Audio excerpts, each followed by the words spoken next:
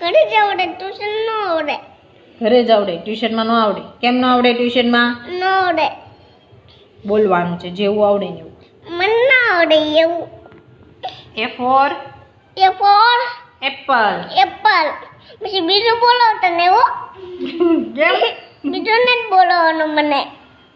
તું નાનો થોડો છો, તું હવે મોટો થઈ ગયો.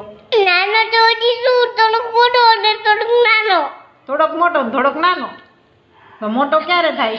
મોટો અડધી કલાકે વાર છે હજી. અડધી કલાક.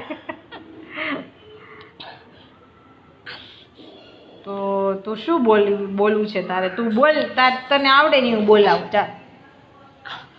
મને ઘરે જ આવડે, ટ્યુશનમાં ન આવડે.